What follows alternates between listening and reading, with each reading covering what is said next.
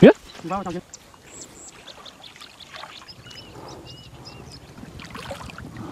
Dễ vườn. Cả to mọi người. Akan. Ui, cái này. Ăn cái này. Rồi đâu?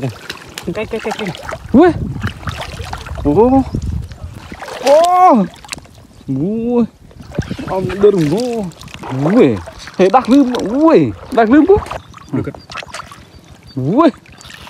Cánh chồng có. Đâu cứ. Nah, rene mina area tanggal po na. Ya dap.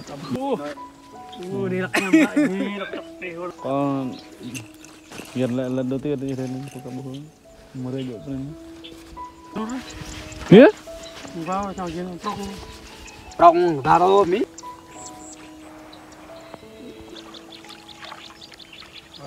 cái đâu có ăn hả bên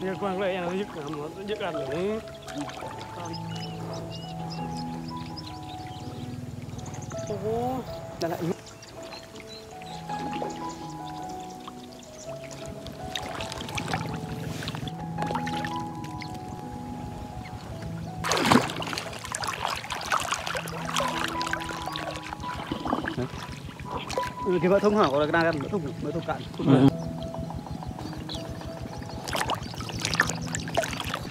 măng mạ trung măng mạ can cả thăm mõ được bao nhiêu nên này khai cho cỏ rồi này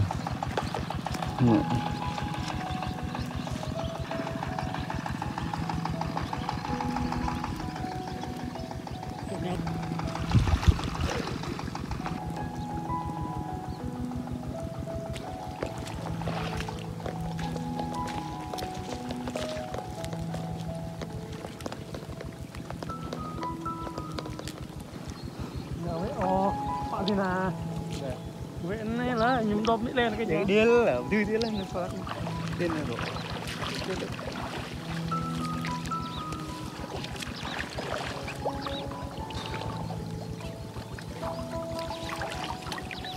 đốm lên nó lên phát đốm lên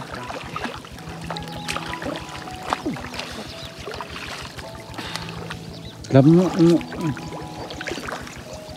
cắt nó buồn nó đốn hết đẹp 5 mét với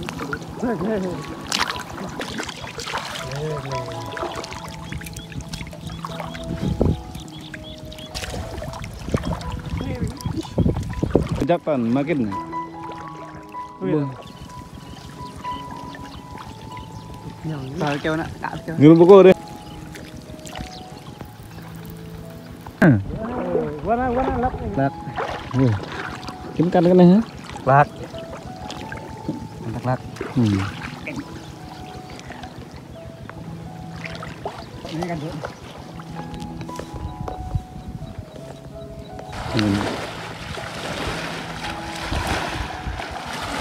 cũng gần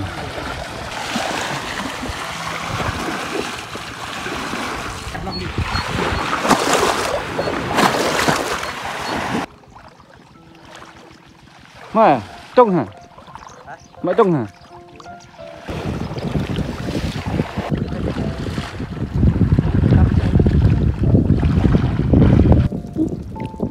em mừng ra thơm mòn trông cái này trông đơm thế này được trông này thế này gần to hết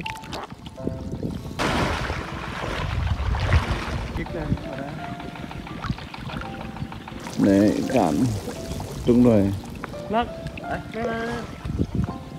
nên dễ vườn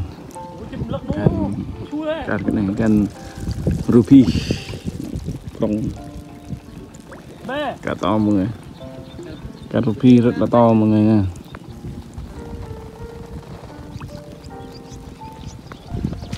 chưa bốc rộng chưa răng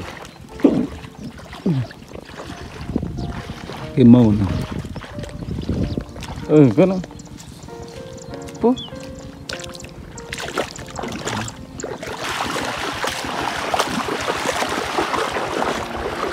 anh đi nia đi nia này đưa lên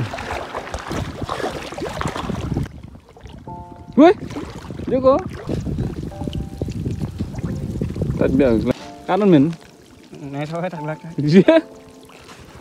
Ui, cái này. Ăn cái này. Rồi đông. Cái. Ui. Ủa. Cái gì đó. Cái khá thì mình mua lấy cái này. Không phải nên to rất vậy nên căn tay lại. Đúng rồi. Đây của, đi đây của. To. Đó hả? Ui. Ô. Ui. Ông đưa đừng vô. Ui.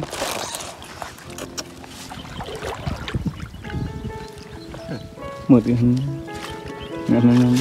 Ok à. Không được.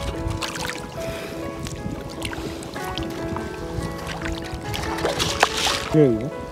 Vuốt.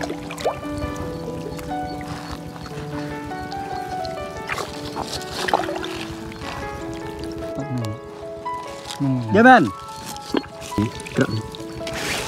Đạn. Phải đạn này. Dạ. Cái chấp hả? Bên đó. Rồi cái gì? Hai. Thôi. Thầy vui được không?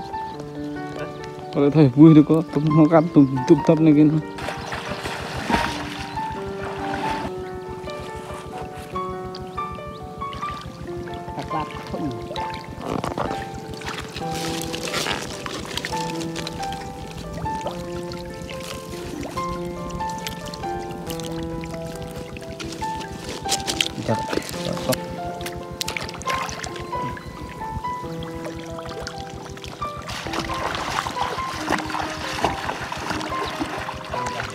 Ôi ơi, còn cả.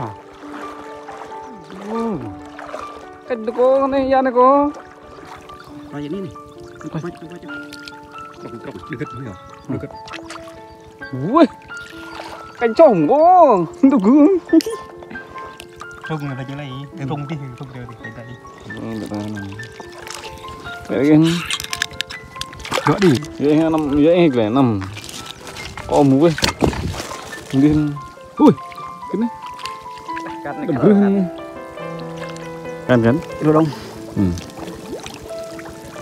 Cạn cày lắm vậy là chấm.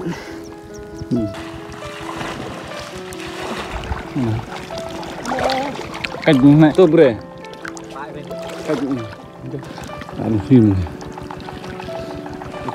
Cái ở đừng. Cái nữa. Cao gì nhớ đi đó. Bên quay. Hả? Cái thứ này hả? Lê hả? Wow, có tập dengan enggak? Lagi ke sana. Chắc quá. Roh kelar nih. Một brok không có. Vậy đã. Ôi.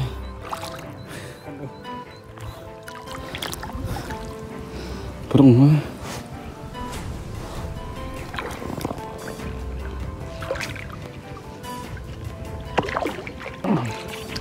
Điểm rồi. Ủa, rau căng nữa. Xuê mẹp. Cắt gì biết mà cắt. Đây bên này, một tá. Này. Trời quá. Mất cả hả? Không vậy. Chuyện là Mua gần cánh. Tuy hơn mà tôi cái nước lắm. chẳng biết nuôi chẳng biết. Gặp cái nghe bên nhà mình. Dia mau begitu kan deh. Lên. Iya, lên tính cái này, đứng lên. Lên rồi. Nó lớn không đi. Mong lo gì coi rồi. Má lắm. có. Mà sao hả? Mà ba mẹ. Oh mọi người. Rất là mệt luôn mọi người.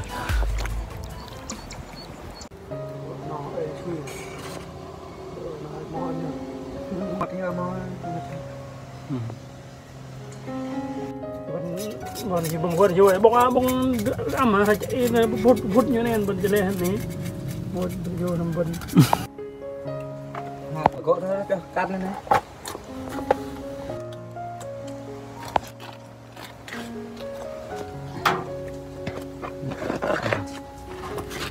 Rồi cuma. Cái thế.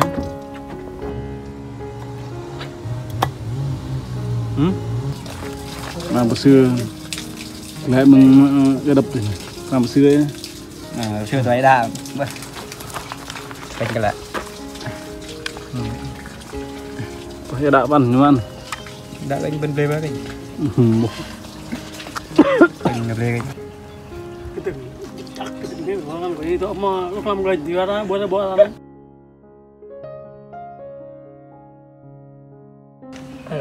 Tôi thấy bên đây vi phạm nhạc rồi. Vi phạm số rồi.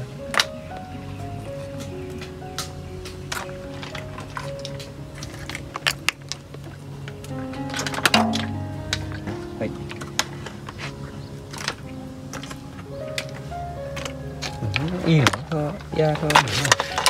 Ý chất lực thì này là ý bạc bạc. Cái đấy. Quên.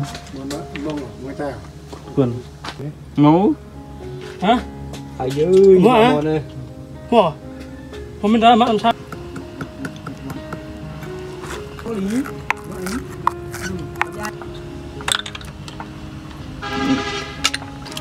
Này là có mình đập bọc nào.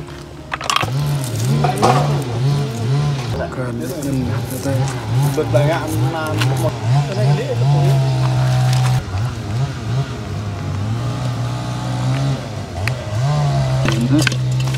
chúng ta nữa.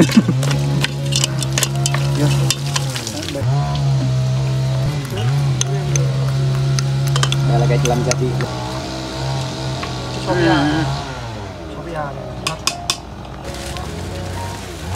Cái này hẳn cái cả mà. Đúng em đây cả. Cái tắc kia. Như đó phải nhớ nữa. Đơn này những cả này. Nhảy hết. Lắp thấp ép. Kẹp nó nhặt đi. Cả đứa này là chẳng đúng rồi.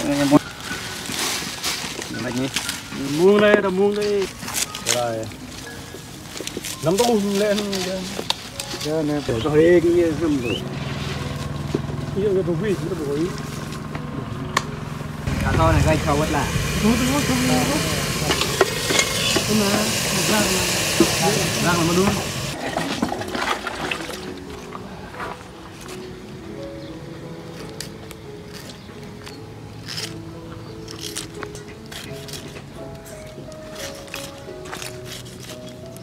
Không